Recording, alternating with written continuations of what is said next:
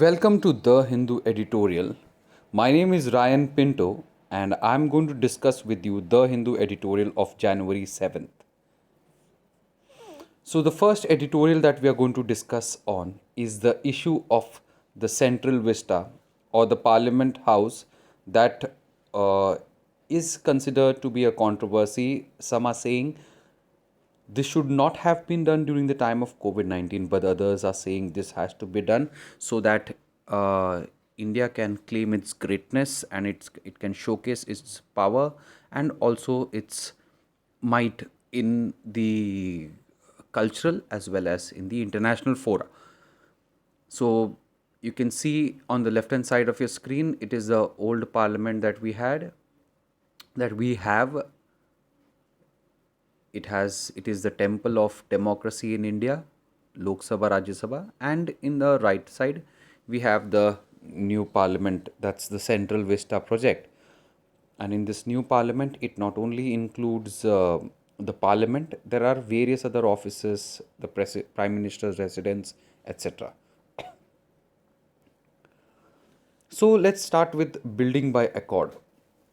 Beyond judicial clearance, so we know the Parliament House recently, the Central Vista, has been given the go ahead by the judiciary. The Supreme Court has said that you can continue with the building of this parliament, and that is where the controversy has started. Central Vista should be able to achieve national consensus. So, what the writer is trying to say is not only judicial clearance, but Central Vista should also try to claim or take national consensus because many people are against the building. So the point people are against is not the building of the Parliament House or the Central Vista. It is building it in during the time of COVID-19, where our priority is the disease and the pandemic, but we are putting money in these things. Justice A.M. Khanvilkar and Dinesh Maheshwari found no infirmity in the approvals granted by the Central Vista Committee, Delhi Urban Art Commission, Heritage Conservation Committee, and other bodies, paving the way for a new parliament building and other edifices of government to come up.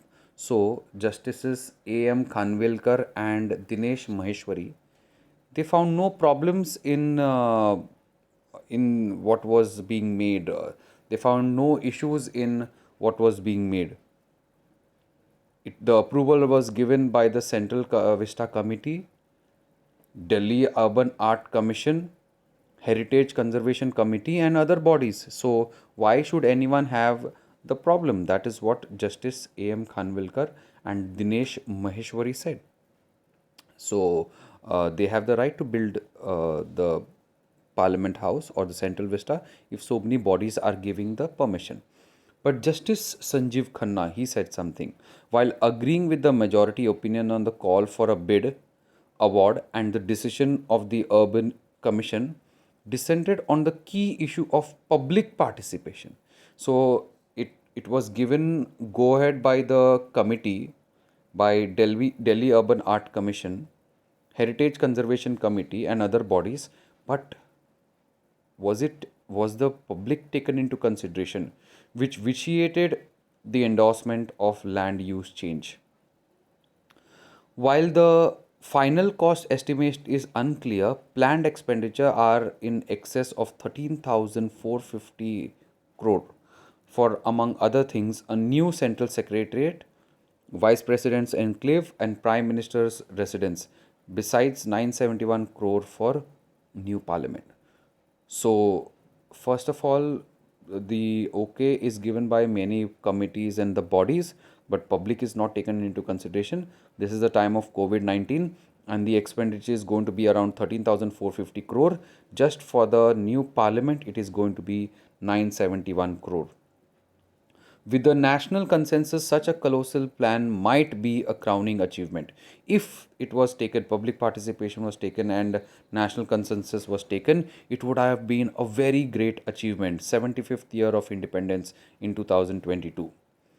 What is germane to the question, however, is its appropriateness in a year of unprecedented disruption due to COVID 19. This is when an elected government must give its undivided attention to schemes for the common weal and not to be tempted into extravagant indulgence. So, what is the writer trying to say? During the time of COVID 19, the focus should be on health, focus should be on pandemic, not on extravagant means very expensive and very high expenditures. As Justice Khanna pointed out, public consultation in a democracy requires citizens to be able to assess the project's rationale, armed with information on the official reasoning and with sufficient time at their disposal. So, public consultation is needed. People will come to know why at this time the government is making this Central Vista project. People will know. People will also be if the reasons are very genuine. People will also support. It would be appropriate, therefore, for the center to attempt consensus building on Central Vista without showing undue anxiety and haste in taking up all planned structures together. The pandemic's course points to uncertainty on restoration of economic health and ameliorating the damage to large sectors of the economy, especially in services. So, focus needs to be on the pandemic. In the pandemic, there is the focus needs to be on in making better our economic health to solve the problems of the large sectors of economy that are destroyed because of the pandemic, and to build consensus if there is a necessity of making a Central Vista project. Prioritizing Central Vista can prove to be distraction from the task. So we have seen how much money the Central Vista needs, around 13,000 crores. The bodies have said yes, but the problem with Sanjeev Khanna in the Supreme Court, he is one of the Chief Justice, one of the justice judges, he said is public participation. Central Vista executives caprice and rule of law. Now Central Vista is faulting on another point, that is rule of law. Okay, so the constitution, where rule of law means everything which is done should be done according to the law. That is the meaning of rule of law. Currently we have the rule of law. Constitutional tradition requires a state's decision to be just, fair and reasonable and adhere to procedure. That is the meaning of rule of law. Means everything has to be just, fair and reasonable. These rulings invariably begin with a homage to the ideas of rule of law. So, the Supreme Court, as I have told you in the earlier editorial, they had said yes to the Central Vista project because they found that every committee has given a go ahead. Then why to stop this? But does it follow the rule of law? But the opening tributes are left by the wayside when it comes time for the court to apply those ideas to the case at hand. The invariable upshot, the executive government's caprice trumps due process. So the writer in this article says, for the Central Vista project, though the Supreme Court gave big um, importance to the rule of law, but it forgets the rule of law during this case.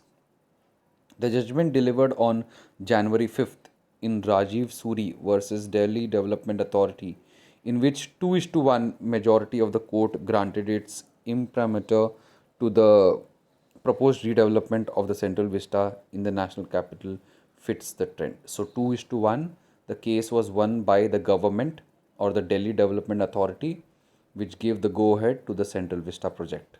And we have seen Sanjeev Khanna was the person who did not give his assent. So three judges were sitting in this for this case, and one of them, Sanjeev Khanna, did not say yes to it. The other two did. It holds that. So, what is the rule of law in relation with Central Vista? It holds that in a republic governed by the rule of law, the government action, however good, however laudable they might be, must stand the test of the Constitution. The early songs of praise to the high principles of democratic values are enfeebled by the court's refusal to acknowledge the existence of a right to public participation. Again, it focuses on public participation. The court talked about rule of law. The court, in every judge cases, before they start saying, before they give the judgment, they give priority to the rule of law. Everything they say good for the procedure, etc. But if everything is rule of law, etc., then during this project, why was public participation not taken into consideration, which ought to be as fundamental in a democracy, properly understood? What is more, a disavowment of basic environmental norms is accepted because, according to the court, the principle of sustainable development and precautionary principles need to be understood in a proper context. So the first issue is public participation was not there.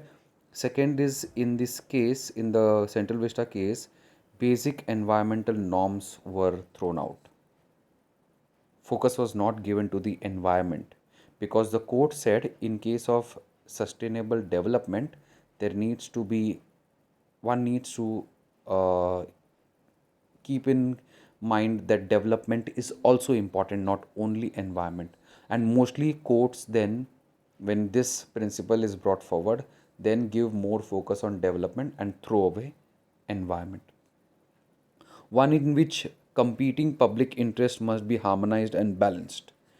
As we know too well, every public interest, every time the court uses the language of harmony and balance, development eclipses every other concern. So, mostly the courts, when they give judgments in case of development and the other things, development is given priority, other things like environment are thrown out. So, this is the second issue in the Central Vista. So, first issue is public participation, second is environmental norms were not given consideration. Let's continue. Delhi's Central Vista, originally conceived by Edwin Lutyens. So just remember, it was Edwin Lutyens. This is also called as Lutyens Delhi. Stretches from India Gate to Rashtrapati Bhavan. So you have the Rashtrapati Bhavan, you have the Central Secretariat, you have the Rajpath, and you have the India Gate. So you must have seen this during the Republic Day parade. And it includes all the offices, which are close by, close by, close by. From Parliament House to the secretariats on the north and the south block, but also a number of other important public structures, among others, National Archive of India, National Museum, National War Memorial. So it includes National Archive, National Museum, National War Memorial. Its open spaces, it includes open spaces, easy physical access that it affords to seat of power, also mean it has served in many ways as a link between state and its people. So currently the Central Vista is including Rashtrapati Bhavan, Parliament House, offices, and if you go to Delhi and you visit this place in Central Secretariat, you will see all these are open to people. People can access this place, see this place, and see the seat of power. It shows democracy. In 2009, the Central Vista was, now this was by Lutyens, but now in 2009, Central Vista was reconsidered, important enough to be designated after extensive public consideration. So in 2009, Central Vista was not reconsidered, considered important enough, and it was given grade 1 heritage present.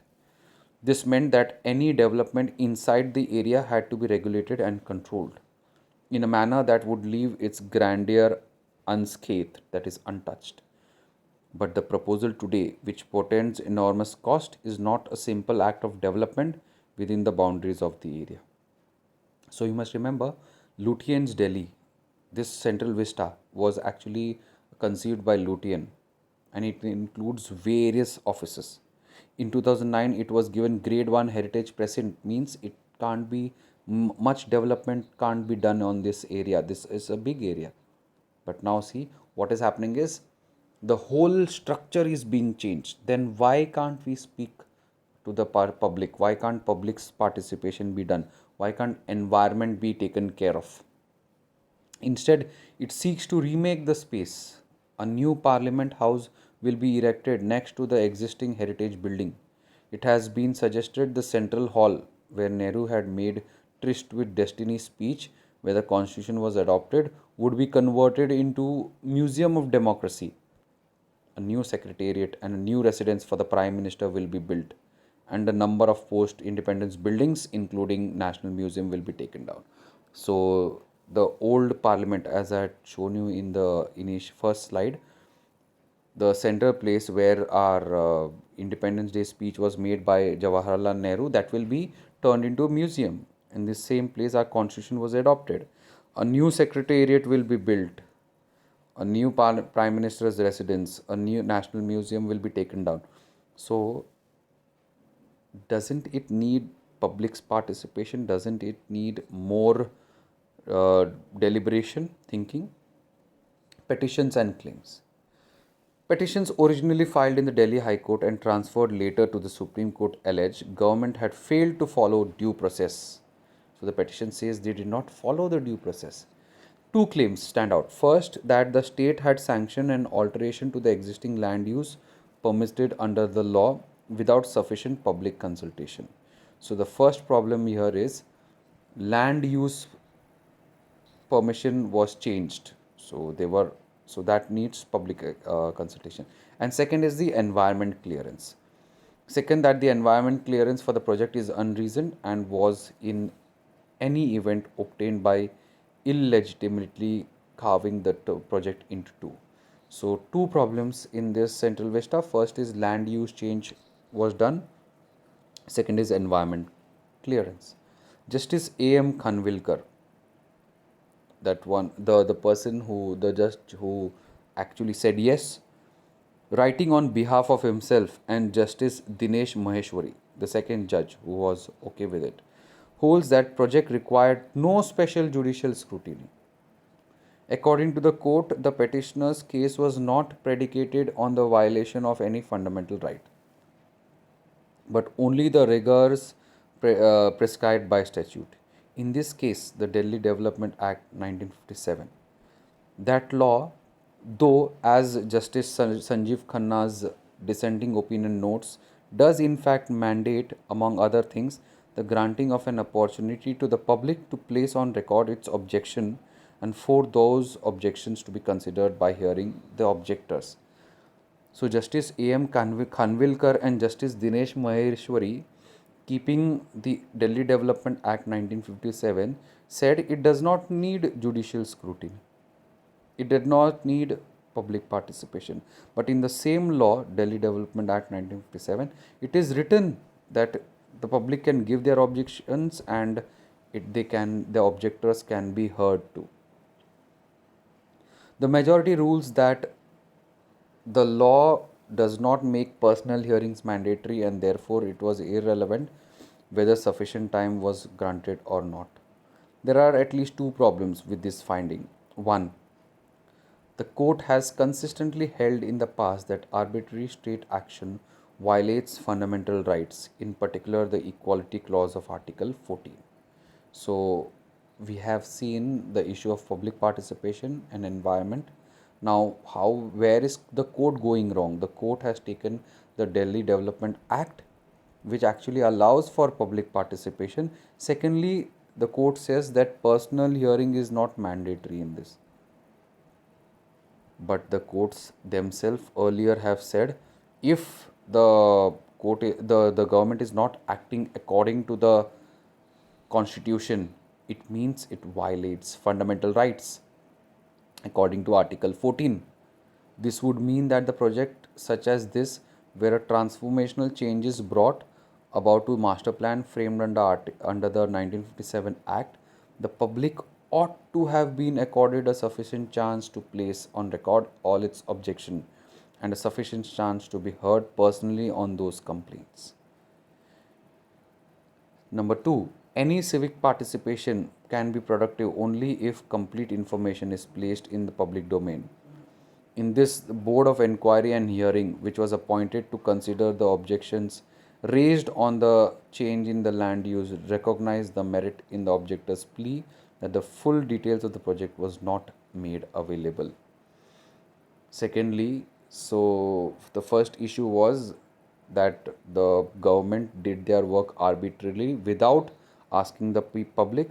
Second issue was complete full details of the project was not given to the committee which was looking for the in the case.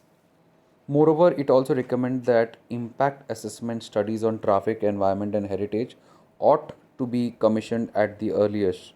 But despite these findings, Delhi Development Authority sanctioned the proposal. So there was no traffic, environment, and heritage impact assessment. So all these assessments are needed to know what will be the impact on the environment, on the traffic, and all the heritage around. But no such things was done.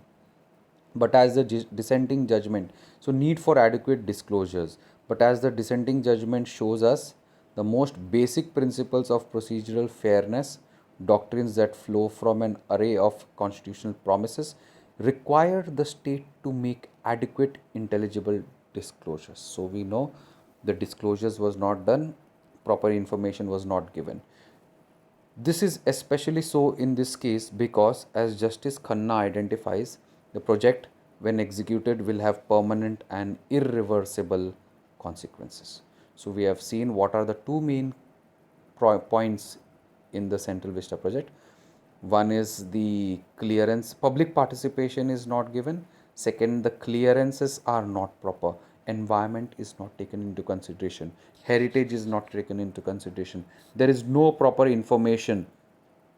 Delhi Development Act itself says that the objections can be brought and the objectors need to be listened to. But the two judges in the Supreme Court who were hearing the case did not find this. Sanjeev Khanna says it will have a irreversible permanent consequence. So we need to have the all the information and disclosures made done now. Environmental scrutiny. The nature of the project ought to have also led to a more careful scrutiny on the environmental clearance to it by the appraisal committee. Clearance had been sought not for the development of the Central Vista but only for the construction of the new parliament. So, environment scrutiny is needed. Clearance was sought but only for new parliament building, not for the whole Central Vista. This meant that application was considered simply as building and construction project rather than township and area development project, which would have enhanced the level of inspection. So the clearance is only for the building, not the whole Central Vista, but actually they are changing the whole Central Vista. These concerns over procedure and over the denial of adequate public participation might not strike us intuitively as matters of grave importance. But the rule of law must mean something. We must regard the basic goals of our constitutional tradition with respect. That tradition, more than anything else, requires decision made by state to be just, fair and reasonable, both in its substance and however tedious it might be, in its adherence to procedure. So procedure needs to be very important. If the procedure is not there, if normal public or if anyone else had to build such things, they would have gone through all environment, heritage, traffic impact assessment, proper procedures, rules were followed. But if the government is making anything, why the government does not need to follow all this? That is why it hurts the article of, or you can say, constitutional right of equality and rule of law. So you must understand all these issues which was there in the Central Vista project. The next issue is on the reservation. Reservation is considered to be one of the factors which is leading to divide in India today. Today also, if you see around, reservation is a very controversial point which divides India on the basis of reserved and the unreserved category. But what was the motive of reservation? Why did the reservation come? And what has reservation achieved, which we are going to see in the editorial. So we know the reservation was brought in, especially in Article 15 and Article 16 of the Constitution in fundamental rights, to undo the exploitation, or the, you can say, historic injustice, sorry, which was done since the time of the Rig Veda and the later Vedic period till the 20th century.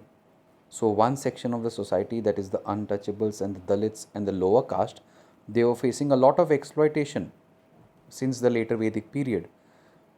And to undo this exploitation, reservation was brought in so that we could socially and educationally uplift, remember, socially and educationally uplift the lower caste. That was the motive of the reservation. We know the Varna system is in the Rig Veda, which is in the 10th Mandal, which says Brahmin, Kshatriya, Vaishya, Shudra, and then later there was untouchability, etc., which was come up. Challenge of distributing opportunities better. The line between reserved and general is blurring, impacting reservation as an idea and as a practice. Until recently, reservation was at once our most divisive and most unifying public issue. So we have seen reservation is very, it is used for dividing also, and unifying. Unifying means unifies the community. It divided Indians into opposite camps of the reserved and the general category, with the latter dominating every aspect of public life with partial exception of electoral politics. So the general category actually is dominating each and every aspect of public life. If you notice, all the top positions and the top class, that's the money class, rich, are from the, you can say, general categories. The line separating reserved and general is becoming blurred now, while long simmering differences within each group can no longer be suppressed. So now what is currently happening is, reservation was used as a tool for fights for electoral politics, and we know the general category has a lot of resources in their hand and position and status, but the line now between reserved and general is becoming blur. How have these changes impacted reservation as an idea and as a practice? The answer to this question has many dimensions. So let's see. Only those relating to dominant ideologies and laws are considered below. Quota, ideology, and merit. So let's see what is the ideology, what is the quota, and what is the merit. The ideologies that influence us most deeply shape our view of the world. Reservation, especially caste based reservation, is a subject saturated in ideology. To eyes schooled in dominant upper caste ideology, quotas for them loom large and are seen as unambiguously bad and unjustified. So whatever ideology we have, however, how our mind is shaped, we start viewing things accordingly. Currently, we have a dominant upper caste ideology. That is why there is a feeling that reservation is bad and unjustified. Quotas were meant for, like the reservation for economically weaker section or for the wards of the employees of alumni or universities and college, are not even visible as quotas. So this is how you must understand our mindset is. It's a dominant upper caste ideology, because when we talk about reservation for the economically weaker section, there is also reservation. If you go to the schools and the colleges, universities, there is reservation for the alumni, for the employees. There is you must have heard of the management quota. No one talks about these, but only the caste ideology is considered. Are not even visible quotas, and even when they are, they don't look the same at all. Hence, here it is an interesting example. Some years ago, large public university where the writer that is the person who is writing this, has taught, formalized and standardized the uneven practices followed in the past by different departments. It created the largest quota they had by setting aside half of postgraduate seats for the students enrolled in its own undergraduate honors program.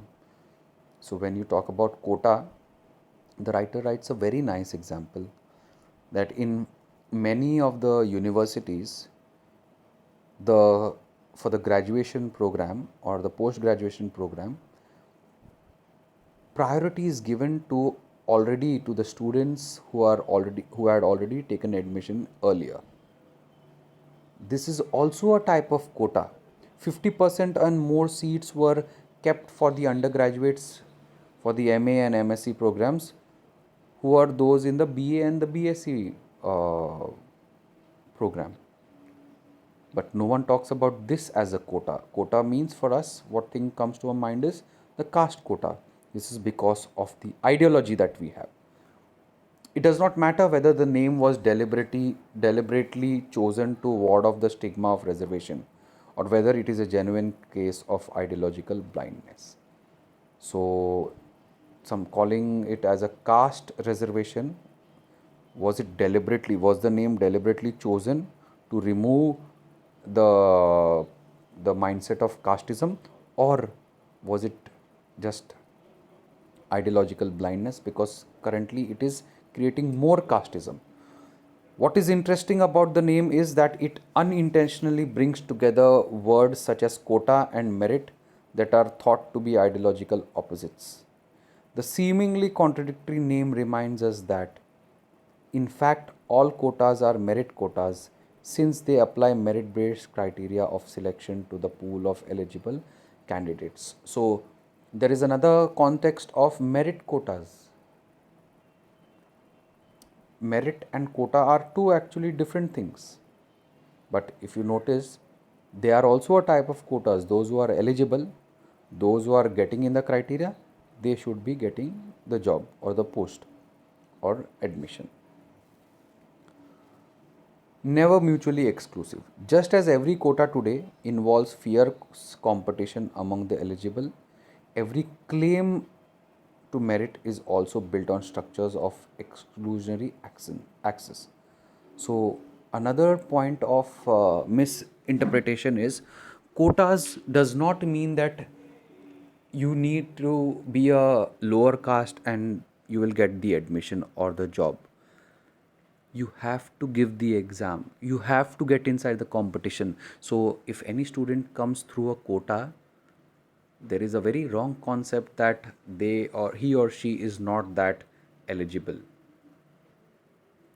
Same way same way you can also consider that merit is also a type of quota, that if you are serving or if you are following or if you are having a few features, you can, that is marks in this case, you can get inside the government the post. For example, expensive private schools or coaching institutes are effectively reserved for the rich, though they don't say it, but it is for the rich. So it is a type of quota. Then why people only attack, or why do we only have a, a problem with the caste quota? In the real world, what is called merit is always a mix of ability, effort, and social capital, with the latter playing a big role. So, the social capital does play a big role in examples like the coaching institutes and expensive private schools. So, is it available to the meritorious students with the which is having ability and effort? No, it is people who are having money can get in. The same is an issue with the other quotas also. The most recent judgment of the Supreme Court on reservation, Saurav Yadav versus State of UP and others, October 18, 2020, serves as a reminder that it is an increasingly complex intersectional issue because social identities are no longer singular. So, Supreme Court also has said that the reservation is a very complex issue. The judgment also upholds the principles stated and clarified in the wake of the so called Mandal judgment during the 19th, and that the unreserved category must be open to all, including those belonging to the reserved. Upper caste sentiment has been slow to accept the unreserved category cannot be treated as a quota reserved for the upper castes. So now Supreme Court had said that in the unreserved category, even the reserved students can apply. So that is why the upper castes feel that this unreserved is not a quota for them. Unreserved because the reserved are also coming. So if you notice, if you say for example 100 seats are there and there is a 30% quota, this is just an example. This 30 is reserved for the lower caste. Next 70 is actually for the upper caste. So this also can be taken as a quota, but upper caste is not taking it as a quota because lower caste can apply in this also. So you must understand various dimensions of quota. We have seen is merit itself. We have seen merit itself is a quota. We have seen having money and privilege itself makes a quota. Then why only target or why only think about caste based quota? It is because of the dominant ideology. It is because of the upper caste ideology. A side effect of the reservation caste forcing their way into the unreserved category has been grudging acknowledgement rather than recognizing excellence. Merit criteria actually perform a rationing function in our system. They offer a socially acceptable way to reconcile the large number of meritorious candidates with small number of places available. So as I have told you, merit is also a quota. Large number of meritorious candidates are there, small places available. So merit actually works like the rationing. So those who are better than the others, having more marks, more percentage, they can get in. True merit cannot be measured by examination alone. Is marks the only way that we should be seeing? As the late Arun Jaitley declared in Parliament when piloting the EWS reservation scheme. Turning point. The year 2021 happens to be centenary of the communal government order in Madras presidency, which introduced reservation based on castes and community. So where this reservation based on caste and all come? It was 1921, so 100 years now. Communal government of a government order of Madras presidency had given this. January 9th, second anniversary of EWS reservation law which was passed. So economically weaker section can also apply, which created the first explicit mechanism of reservation for the upper caste. Now the upper caste also has got reservation if you are a economically weaker section. And January 26 will mark 70th birthday of our constitution. So in all this, there are hints, or there are, you can say, points of reservation which is there. Acknowledging caste as a norm. So communal government order, which was colonial government's way of acknowledging inequalities of caste and finding politically experienced ways of dealing with it. The two unintended consequences of our constitution were, first, the birth of ideology of castelessness, and the positioning of reservation as explicit exception to this implicit norm. So what we are seeing over here is the communal government order, the Madras presidency government, first time which brought the caste quota reservation. It was a way of the colonial government. The British government wanted to divide India. It was a way of acknowledging inequalities of caste and finding a way to deal with it.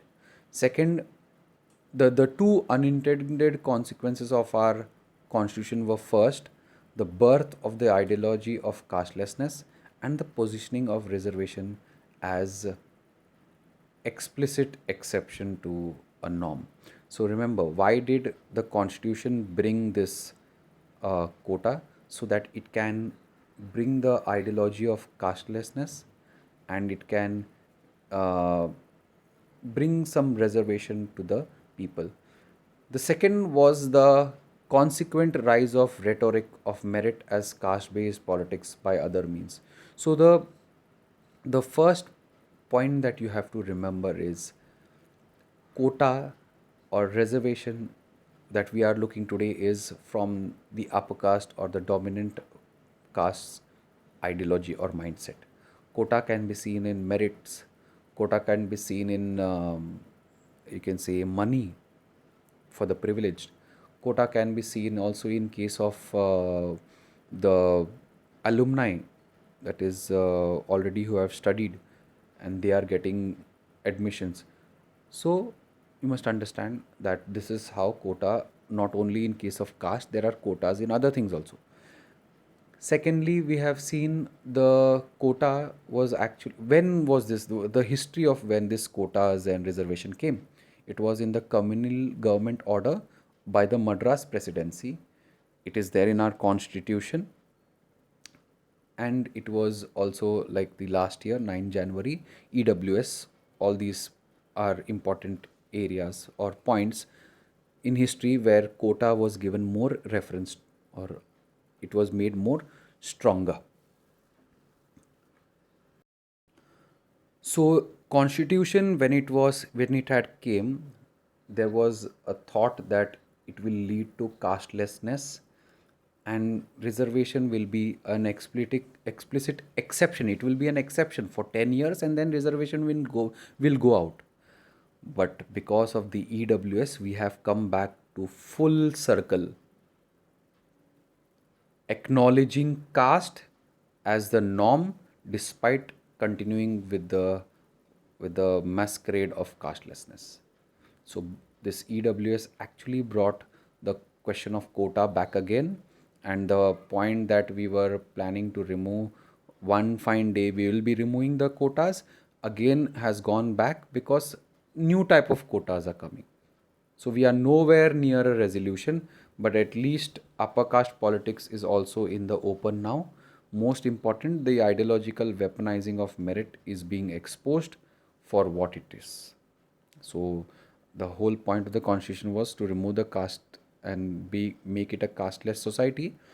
But by bringing this EWS, the upper caste or dominant caste mindset of quota or caste have been exposed. Merit, now we know exactly merit politics, or you can say merit, the use of merit is being exposed because merit is itself a quota, and we have seen how in various areas in the name of merit a lot of quotas are given. Hopefully this will enable us to tackle the shared challenge of finding better ways of distributing opportunities and measuring abilities. So that's all for the Hindu discussion. We have spoken exclusively on Central Vista, very important topic, and reservation. You can say on reservation we have got another side of the story. Remember, the art and science of asking questions is the source of all knowledge. Thank you.